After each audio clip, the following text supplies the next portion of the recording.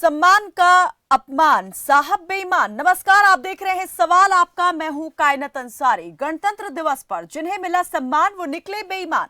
पानीपत में vigilance team ने उस बागवानी अधिकारी को रिश्वत लेते रंगे हाथ पकड़ा जिसे उत्कृष्ट काम के लिए गणतंत्र दिवस पर सम्मानित किया गया था। वहीं बागवानी अधिकारी 30,000 की रिश्वत लेते रंगे हाथ पकड़ा गया। सवाल यही कि आखिर सम्मान देने का मानदंड क्या होना चाहिए? सम्मान इससे जुड़े भाव और इस शब्द की गरिमा को आखिर कौन कलंकित कर रहा है?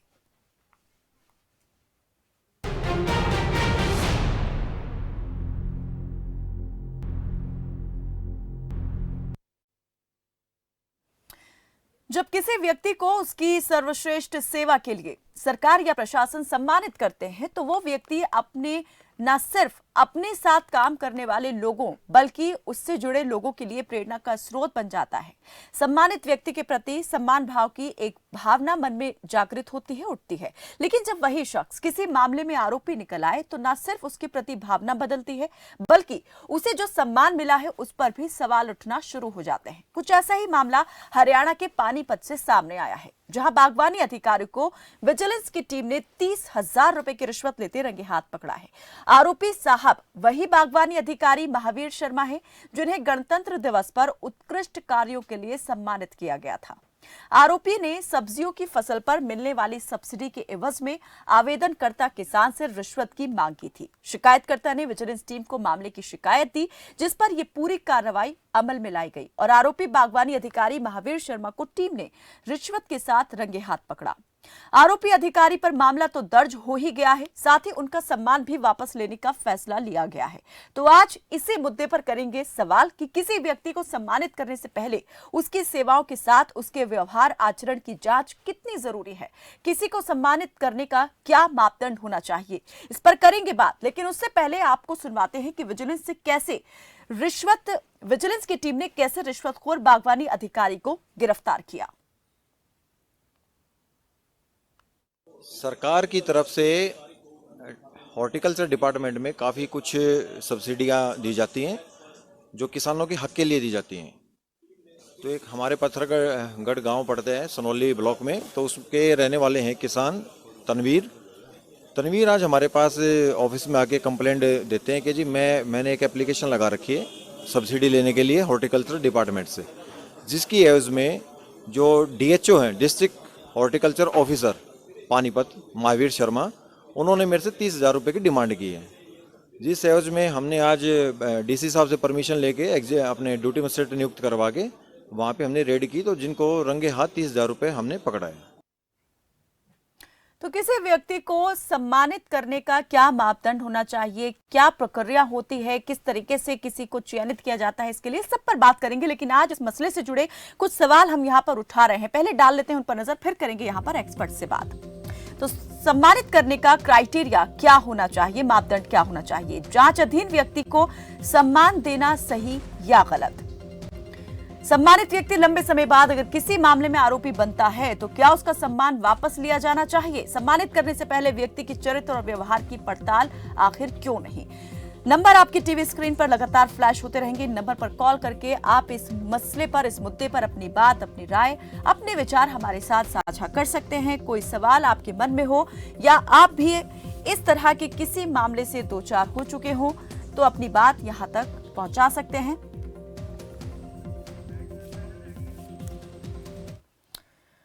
तो आज इस मामले पर बात करने के लिए हमारे साथ जुड़े हैं वरिष्ठ पत्रकार पीयूष पंत और पूर्व IAS अधिकारी SK वर्मा। पूर्व IAS हैं हमारे साथ SK वर्मा। आप दोनों ही मेहमानों का बहुत स्वागत है हमारे साथ इस बातचीत में जुड़ने के लिए, इस चर्चा में जुड़ने के लिए।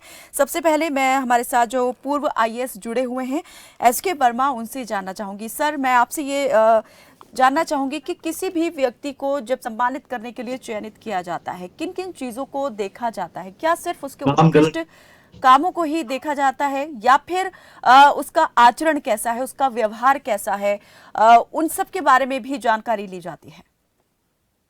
चीजें हैं कि अगर राज्य स्तर का पुरस्कार है या राज्य स्तर के लिए कोई चीज सम्मानित किया जा रहा है या पद्म पुरस्कार या भारत सरकार द्वारा निर्धारित जो प्रक्रिया है उसके अनुरूप अगर चयन किया गया है, दोनों ही चीजों में उसके कार्य और आचरण दोनों चीजों को देखा जाता है। जी। और कार्य की उसकी क्या उपलब्धियां रही हैं, कैसे उसने अपने कार्यों के प्रति निष्ठावान रहते हुए समाज को लाभान्वित किया है, इन चीजों को पूरा उसके रिकॉर्ड को देखा जाता है।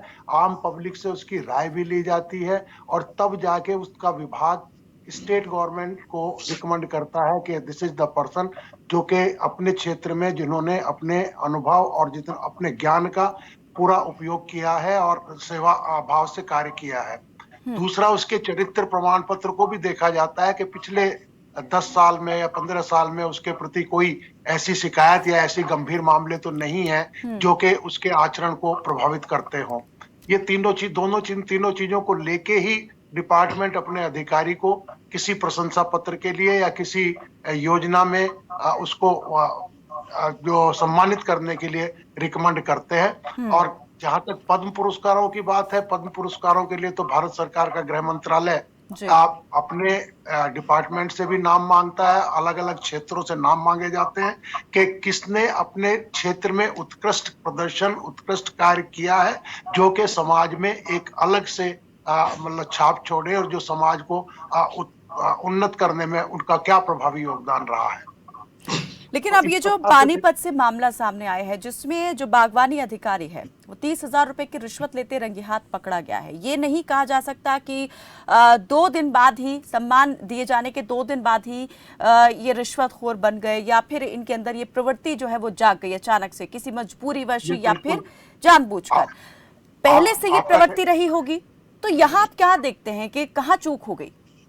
देखिए, 2 चीजें हैं। मैं बता रहा हूं कि जब चयन किया जाता है तो उसके रिकॉर्ड्स को देखा जाता है और अगर उसका बेईमानी का आचरण कोई है और पब्लिक में अगर वो है तो उसको अगर संज्ञानित नहीं किया गया है तो उसके उच्च अधिकारी इसके लिए जिम्मेदार होंगे, नंबर 1। नंबर 2, अगर कोई इस तरह के दुराचरण के लिए पकड़ा गया है, सीधे सीधे पकड़ा गया है, तो उससे वो पुरस्कार तत्काल वापस लिया जाना चाहिए और साथ ही उसको दंडित भी किया जाना चाहिए, जो भी हमारे विधान में प्राविधान निर्धारित किए गए हैं कि इस प्रकार के कृत्य के लिए काफी अच्छे कठोर दंड हैं। सर्विस से तो निकाला ही जाता है, साथ में उनको सजा भी दी जाती है कोर्ट के द्वारा। तो ऐसे व्यक्ति को जो के पुरस्कार प्राप्त करने के 2 दिन के बाद ही अगर इस तरह की संलिप्तता में पकड़ा गया है कि वो पैसे लेते हुए या उसके आचरण में पहले से इस तरह की कोई बात थी, मेरा अपना ये मानना है, मैं भी क्योंकि गवर्नमेंट में रहा हूं, कि गवर्नमेंट जनरली पिछले रिपोर्ट्स को आधार लेके चलती है। पिछले रिकॉर्ड्स में अगर कहीं उसका नहीं है इस तरह का मामला कि रिकॉर्ड में कहीं कोई चीजें नहीं है सर, यहाँ तो ये मामला ठीक है उजागर हो गया, आंखों के सामने आ गया, लेकिन इसी तरह का एक और मामला जो है वो हम आपको यहाँ बता रहे हैं कि सीआईडी चीफ ने यूएलबी निदेशक को पत्र लिखकर जिस सक्रिय दलाल का जिक्र किया था, प्रॉपर्टी आईडी बनाने के मामले में जो कर्मचारी, निगम कर्मचारियों के साथ मिलीभगत करके जो दलाल सक्रिय हैं, उस दलाल के बारे में जो जानकारी दी गई थी यूएलबी निदेशक को पत्र लिखकर के सीआईडी चीफ की ओर से, उसे भी गणतंत्र दिवस पर सम्मानित किया गया है। ये दोनों चीजें मतलब आश्चर्यजनक हैं। मैं इस बात से बिल्कुल इत्तेफाक रखता हूं कि इनकी पूरी जांच होनी चाहिए थी। किसी को भी गणतंत्र दिवस पर प्रशंसित करने के लिए या उसको पुरस्कृत करने के लिए अगर नाम रिकमेंड किया जाता है तो उसकी पूरी पृष्ठभूमि की जांच होनी चाहिए। कार्य के साथ साथ उसके आचरण की भी जांच होनी चाहिए। पिछले कहीं अगर उसके ऊपर धब्बा है या कोई बात है या उसका आचरण पब्लिक में पहले से ज्ञात है कि ये आदमी अपने कार्य को प्रदर्शित करने के लिए अपने कार्य के विरुद्ध करने के एवज में कुछ चाहता है या किसी तरह के प्रलोभन में आता है, तो ऐसे आदमी का नाम रिकमेंड नहीं होना चाहिए था। अगर किया गया है तो बिल्कुल गलत है और इसके लिए जिन लोगों ने चयन किया है वो भी बराबर के दोषी प्रतीत होते हैं। तो ये किस और इशारा करती हैं, ये बातें किस और संकेत करती हैं, इस पर हम आगे बात करेंगे। एक दर्शक हमारे साथ जुड़ गए हैं सर, रोहतक से रणवीर सिंह हमारे साथ जुड़े हैं। बहुत स्वागत है आपका रणवीर जी, रखिए अपनी बात। कहना जी, मैंने 37-38 साल सर्विस की है, आर्मी में भी की है, पुलिस में भी की है। तो मैंने अपनी सर्विस में देखा है तकरीबन 20 साल से सिर्फ उन्हीं को सम्मानित किया जाता है जो हमारे ऑफिसरों के इर्द गिर्द घूमते हैं। स्टाफ से नाम ही उनका दिया जाता है। चाहे वह कमाऊ पूत हो या आदरी मारने वाले। ये कड़वी सच्चाई है, चाहे हमारे वर्मा साहब माने या न माने। हमने तो बहुत नजदीक से, क्योंकि छोटा कर्मचारी होता है, जो मीडियम कर्मचारी होता है, वो बिल्कुल गहराई से देखता है, हर आदमी को जानता है जी। काम करने वाले की आज हमारे यहाँ वैल्यू नहीं है। ईमानदार और अगर सच्ची बात कहने वाला आदमी तो उसके लिए सर्विस करना बड़ा भारी हो जाता है, क्योंकि अधिकारी भी उसको अगर गलत आदेश देगा, उसको नहीं मानेगा, तो वो उसके खिलाफ कार्रवाई करता रहेगा। ये हमारी कड़वी सच्चाई है आज की। चलिए, बहुत शुक्रिया रणवीर सिंह जी हमारे साथ इस बातचीत में जुड़ने के लिए, और जो आपने अनुभव हमारे साथ में साझा किया वो वाकई में चिंतनीय है, क्योंकि इस तरह की अगर चीज़ें वाकई में अभी भी चल रही हैं तो ये उन लोगों के लिए बहुत ज़्यादा घातक साबित हो सकती हैं जो आगे कुछ करने का जज्बा रखते हैं, लेकिन उन लोगों की वजह से वो सम्मानित नहीं हो पा रहे हैं, जो या तो अधिकारियों के चहेते होने की वजह से सम्मान प्राप्त कर लेते हैं या पैसे के बल पे इस तरह से सम्मान प्राप्त कर लेते हैं। पीयूष पंत भी हमारे साथ जुड़े हुए हैं। पीयूष जी, मैं आपसे ये जानना चाहूंगी, जिस तरीके से अभी हमने ये बात की कि अगर इस तरीके के लोगों को सम्मानित किया गया, जिनके खिलाफ या तो किसी तरह के मामले में कोई शिकायत है या जो इस तरह से रंगे हाथ पकड़े गए हैं किसी गैर कानूनी गतिविधि में, तो ऐसे लोगों को सम्मान दिया जाना किस और इशारा करता है? देखिए, ये इशारा करता है कि कहीं कहीं जो है ट्रांसपेरेंसी नहीं है व्यवस्था में पूरी तरीके से, और ये जो है कि पूरा सिस्टम जो करप्ट हो चुका है। शायद वर्मा जी थोड़ा आश्चर्यचकित थे कि ऐसा कैसे हो गया या क्यों हो जाता है। उनको भी पता होगा किस तरह से जो है कि एक मिली भगत होती है कि अगर जो ऑफिसर अभी शर्मा जी जो है जो पकड़े गए रंगे हाथ, तो निश्चित रूप से वो अकेले वो जो घूस को नहीं खाते होंगे, वो ऊपर भी पहुंचती होगी, और चूंकि उनके कनेक्शन इसके माध्यम से होंगे और उन्हीं अधिकारियों ने उनको रिकमेंड किया होगा इस अवार्ड के लिए भी, तो ये एक पूरा सिस्टम जो है करप्ट हो चुका है। आप देखिए कि हम पद्म अवार्ड बहुत ही सम्मानित होते हैं और उसकी एक प्रक्रिया है पूरी की पूरी, उसके लिए नाम मांगे जाते हैं, पूरा बाकायदा अनाउंसमेंट होता है, लेकिन वहां पे भी जो होता है लगातार हम देख रहे हैं पिछले जो है 10-12 सालों से क्या हो रहा है कि वहां भी रेवड़ियों की तरफ बांटे जाने लगे हैं पद्म पुरस्कार भी, जो है थोक के भाव बांटे जाने लगे हैं जी। तो वो ये जब तक देखिए ये ट्रांसपेरेंसी की कमी है, क्योंकि आपको जिसको भी देने से पहले आप वो इनवाइट करिए, जो नाम आए बकायदा उनको पब्लिक डोमेन में डालिए ये लोग हैं, और क्या उनके बारे में जानकारी मांगिए वो आप पब्लिक डोमेन में, कोई इनका व्यवहार कैसा है, इनका आचरण कैसा है, पब्लिक अगर सर्वेंट है तो उनका कैसा पब्लिक से डीलिंग है, क्या कोई करप्शन चार्ज है, पूरी जांच करिए और वो सारी चीजों को आप पब्लिक में रखिए सामने। उसके बाद तब लगेगा पब्लिक को कि हाँ आपने सही व्यक्ति को चुना है। लेकिन ऐसा होता नहीं है, जो अपने खास होते हैं उनका जो है कि उनकी जो है उनका सिलेक्शन हो जाता है। जैसा कि अभी जो हमारे दर्शक थे वो भी ये बता रहे थे इस बात को, और ये होता है कि आप आगे पीछे घूमते रहते हैं, आप खास बने होते हैं, तो आपकी जो गड़बड़ियां हैं उनको भी नजरअंदाज कर दिया जाता है, क्योंकि आप अपने ऊपर वालों को खुश रखते हैं, आप उन लोगों को खुश रखते हैं जो इस समिति के चेयरमैन होते हैं, जो इस समिति के मेंबर्स होते हैं, उनको आप खुश रखते हैं और अपना नाम करवा लेते हैं। और आज का हाल ये है कायनात जी की जितने जो लोग हैं इस तरह के लोग, वो ज्यादा कोशिश करते हैं कि हमें अवार्ड मिल जाए ताकि उनके गलत जो काम है, उस गलत व्यवहार जो है उस पे एक पर्दा पड़ जाए और एक पब्लिक इमेज ये बने कि भाई देखो सरकार ने तो अवार्ड किया है, तो निश्चित रूप से ये कोई अच्छा आदमी है, अच्छा अधिकारी है। वो एक बहुत बड़ा नेक्सस है जो चलता है इन अवार्ड्स को लेने के लिए भी जो है। तो यही मेरा कहना है कि जब तक ट्रांसपेरेंसी नहीं बढ़ती जाएगी सरकारों द्वारा, तब तक जो है इस तरह की जो गड़बड़ियां हैं। पीयूष जी, आपने कहा कि ये व्यवस्था में ही अब एक दोष व्याप्त हो चुका है। ये व्यवस्था में दोष क्यों आया, कैसे आया, क्या इसके पीछे के कारण हैं और इसे कैसे दूर किया जा सकता है? क्योंकि अगर बात सिस्टम को सुधारने की करें तो सिस्टम में नीचे से ऊपर तक अधिकारी जो बैठे हुए हैं, कहीं ना कहीं किसी ना किसी मामले में को लेकर अगर वो सवालों के घेरे में आ जाते हैं तो बड़ा मुश्किल दिखाई देता है फिर सभी चीजों को सुधार पाना। नहीं, देखिए निश्चित रूप से जब सिस्टम एकदम करप्ट हो जाता है तो बहुत मुश्किल होती है, क्योंकि देखिए इसमें क्या होता है कि आप अगर ईमानदार हैं, आपकी नीयत सही है, आप उन सिद्धांतों का सम्मान कर रहे हैं जो संवैधानिक रूप से दिए गए हैं और जो इन अवार्ड के पीछे उसका जो उद्देश्य है, तो ये आपकी नीयत है। क्योंकि आजकल की देखिए पूरा का पूरा जो है एक गिरावट आ गई है, पूरे जो है व्यवहार में, नैतिकता में गिरावट आ गई है। एक पब्लिक जो डोमेन में आप अगर काम कर रहे हैं, पब्लिक स्फेयर में काम कर रहे हैं, तो वहां ज्यादा नैतिकता की जरूरत पड़ती है आपकी। तो वो सारी जो गिरावट आई है उसी का परिणाम है कि आज देखिए कोई फर्क नहीं पड़ता लोग, क्योंकि बोलबाला किसका है, ऐसे ही लोगों का बोलबाला है, जो चला रहे हैं सिस्टम को जी। ऐसे लोग ज्यादा हैं, तो इसलिए उनकी चलती है, वही वही नॉर्म सेट कर रहे हैं, और वही नॉर्म सेट कर रहे हैं तो वैसा ही हो रहा है। इसलिए जो है कि जब तक जो लोग बैठे हुए उन सीटों पे और उन पदों पे बैठे हुए हैं, जब तक वो अपना व्यवहार नहीं ठीक करेंगे और उनपे कोई ऐसा अंकुश नहीं लगेगा, उनको कटघरे में नहीं खड़ा किया जाएगा, जैसे इस केस में है, निश्चित रूप से जिसने उनका नाम रेकमेंड किया, जिस अधिकारी जी। ने भी, उसकी जानकारी लेनी चाहिए, उसकी जांच होनी चाहिए और उसको कटघरे में खड़ा बिल्कुल, होना यहाँ चाहिए। सिर्फ इस संबंधित अधिकारी पर ही कार्रवाई करने से बात नहीं बनने वाली है, ऊपर तक यहाँ पर जांच होने की जरूरत है ताकि पता चल सके कि ये सिलसिला जो है कहाँ से शुरू हो रहा है, गड़बड़ी कहाँ से शुरू हो रही है।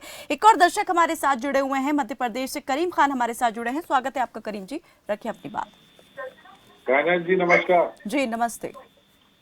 जी मैं कहना चाहता हूँ, यहाँ पे पत्रकार जी भी बैठे हैं, ऐसे अधिकारी जी भी बैठे हुए हैं, साहेब शब्द ही भ्रष्ट के होने का परिचायक है। मैं कहता हूँ कि इनको सम्मानित करने की बजाय अगर ये जो साहेब शब्द के लोग जो हैं, ये लोग अगर देश के प्रति राष्ट्र रखते तो देश की तस्वीर कुछ और होती। क्या कभी किसी सफाई कर्मचारी को आपने सम्मानित किया है? किसी मजदूर वर्ग के लोगों को सम्मानित किया है? हम कहते हैं एक बात है, अगर उसको सम्मान की जरूरत क्या है, अगर उसका चरित्र ठीक है तो उसके घर के बच्चे उसका सम्मान करेंगे, वही उसके लिए बहुत बड़ा होता है। साहेब शब्द ही भ्रष्ट होने का परिचायक है। चलिए, बहुत शुक्रिया करीम खान जी हमारे साथ इस बातचीत में जुड़ने के लिए। हमारे साथ जो पूर्व आईएएस एसके वर्मा जी जुड़े हुए हैं, मैं उनसे जानना चाहूंगी।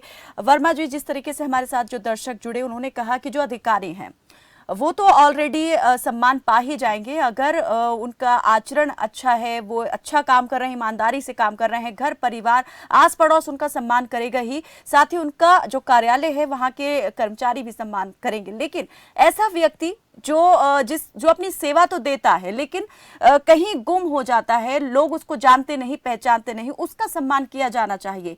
क्या आप मानते हैं इस तरह की अब कोई दूसरी जो एक प्रथा है वो शुरू हो जानी चाहिए? साथ ही यहाँ पर ये जो अब लोग जो चयनित करते हैं इस तरह के लोगों को सम्मान देने के लिए, वो किस प्रकार से जो है चयन करते हैं, या वो कैसे होते हैं जो यहाँ से चुनकर आते हैं?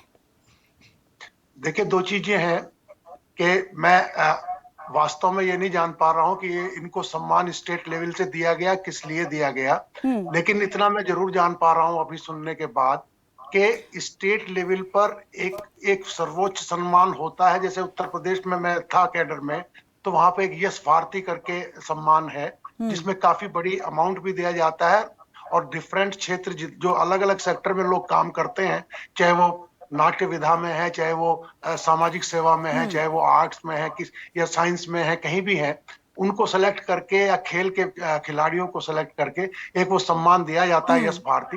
लेकिन मैं जब सेक्रेटरी था इसका संस्कृति विभाग का, जो सम्मान को देता था, तो वहां भी मेरा ये अनुभव था कि ज्यादातर ये सारी चीजें पॉलिटिसाइज्ड हो जाती हैं, मैनिपुलेटेड हो जाती हैं। लोग जो अपने क्षेत्र में बहुत अच्छा काम कर रहे होते हैं, उनका नाम ना आके ऐसे लोगों के नाम वहां पे आ जाते हैं।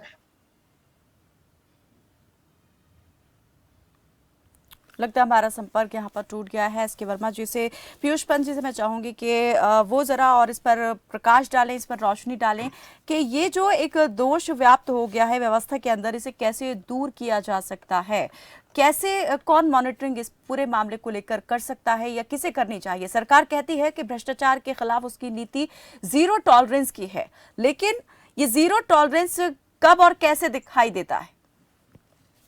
नहीं, देखिए, ये सरकार कहती तो है जरूर कि जीरो टॉलरेंस है, लेकिन हम देखते हैं कि ये दिखाई नहीं देता है, क्योंकि वहां जो है पक्षपात होता ही होता है। देखिए, अभी वर्मा जी भी कह रहे थे इस बात को, मैनिपुलेशन होता है पूरी तरीके से। मैं तो आपको बताऊं, एक उदाहरण दूं आपको, देखिए किस तरह से, जब ये 2016 का जब है, ये केंद्रीय हिंदी संस्थान आगरा ने 2016 का आपका क्या नाम पत्रकारिता के लिए पुरस्कार जो डिक्लेयर किया था, उसमें और वो गणेश शंकर विद्यार्थी के नाम का पुरस्कार डिक्लेयर किया था। और वो गणेश शंकर विद्यार्थी जो लगातार सांप्रदायिकता के खिलाफ काम करते रहे और शहीद भी हो गए उसी में, जब जब दंगे हुए थे, जब भगत सिंह की मृत्यु के बाद जो है, उसके बाद तो वही वही उनको ऐसे व्यक्ति पत्रकार को दिया गया जो लगातार जो है अपने जो प्रेजेंटेशन से वो लगातार जो है सांप्रदायिकता के को बढ़ावा देने की बातें करता था और इस तरह की स्टोरीज करता था, इस तरह की बातें करता था, इस तरह की हेडिंग लगाता था।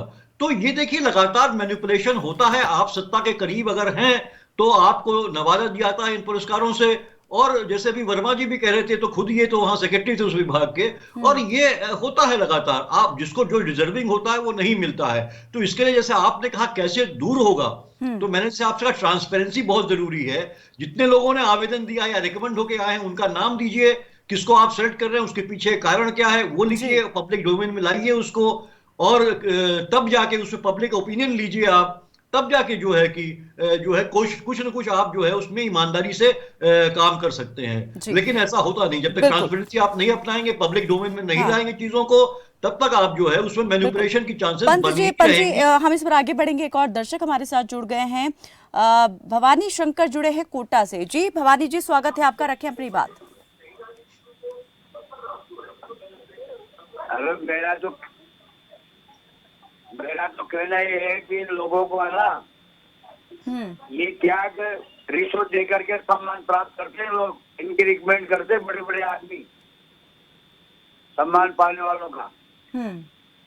सही आदमी को तो सम्मान मिलता नहीं है, और ये बड़े बड़े अधिकारी है जो अपने अपने व्यक्तियों को सम्मान के लिए नाम दे देते हैं गवर्नमेंट को। इनका है ना जो वापस सम्मान वापस लेना चाहिए ऐसे भ्रष्टाचारियों का। जी चलिए, बहुत शुक्रिया भवानी जी हमारे साथ इस बातचीत में जुड़ने के लिए। जी वर्मा जी, बात अधूरी रह गई थी, मैं चाहूंगी पहले आप उसे पूरा करें, उसके बाद हम आगे इसमें चर्चा में बढ़ेंगे। मैं सवाल भी आपसे यहाँ पर करूंगी कि अगर किसी व्यक्ति को सम्मान मिलने के एक लंबे वक्त बाद किसी गैर कानूनी गतिविधि में संलिप्त पाया जाता है तो क्या उसका भी सम्मान वापस लिया जाना चाहिए? बिल्कुल लिया जाना चाहिए। अगर किसी के खिलाफ कोई कंप्लेंट है और वो जांच में सही पाई जाती है और पता चलता है कि वास्तव में वो क्राइम में इंडल्ज है, तो ऐसे व्यक्ति से सम्मान तुरंत वापस ले लेना चाहिए।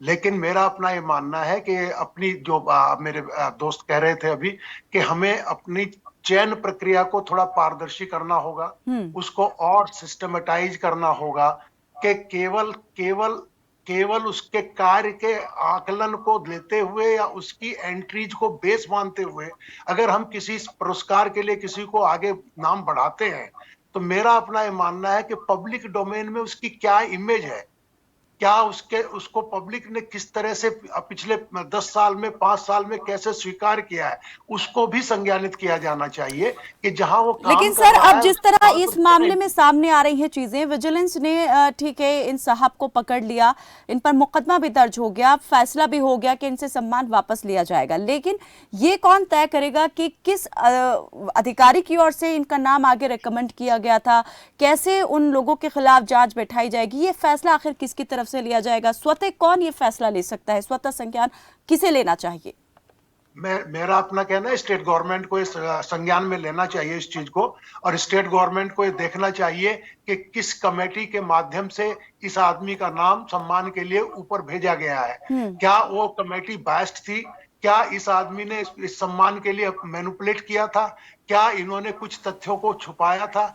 क्या पब्लिक डोमेन में इनका जो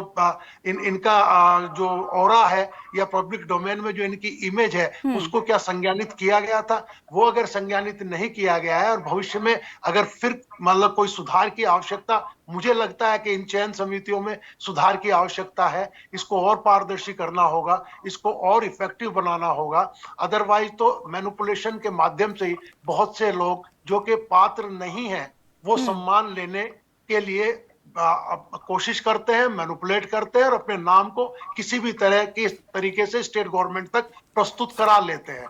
तो इन सब चीजों को देखना होगा, और इस तरह का व्यक्ति जो कि 2 दिन बाद ही रंगे हाथ पकड़ा गया है, इनके सम्मान को तुरंत वापस लिया जाना चाहिए, और जिन समिति ने इनका चयन किया था उस समिति को भी उत्तरदायी बनाना जाना चाहिए।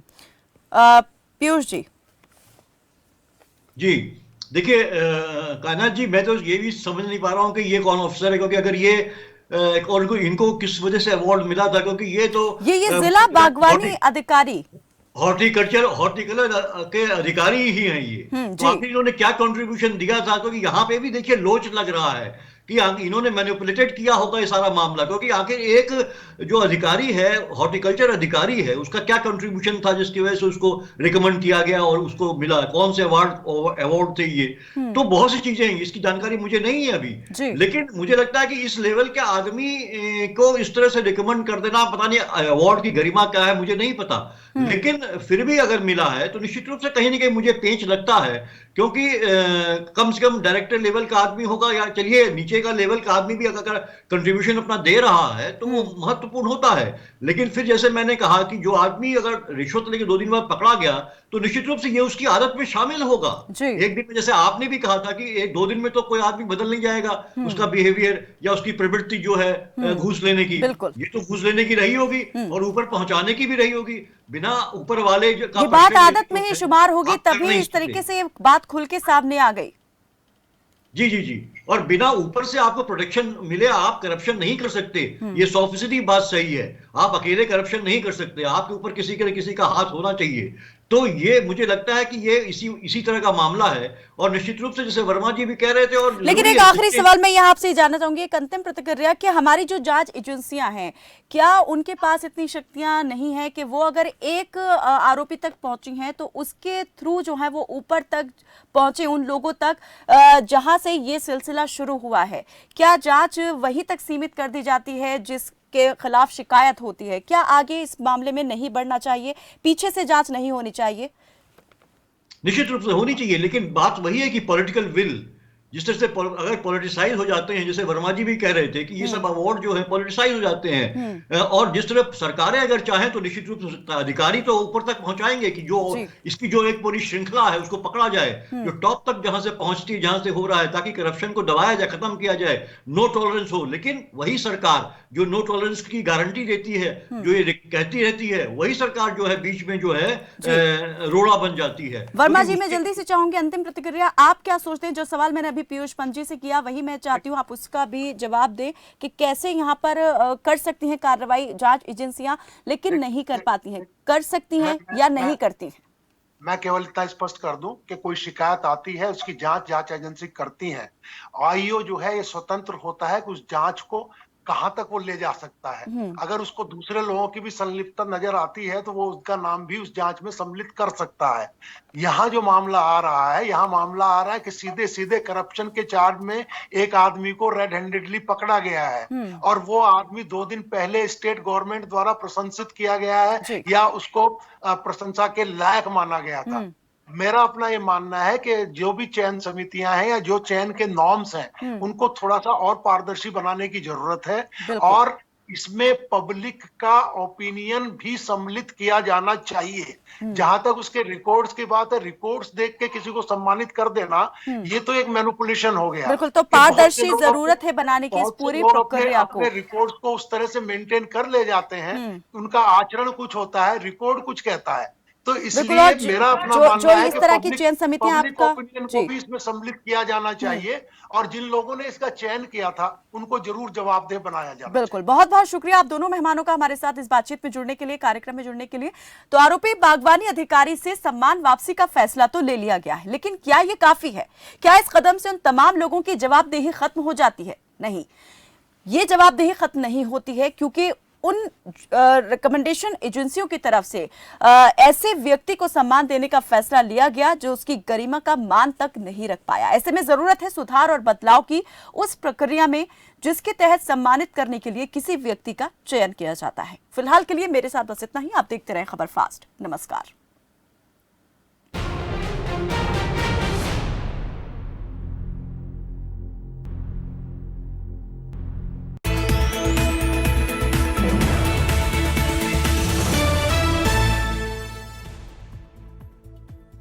लाखों किसानों का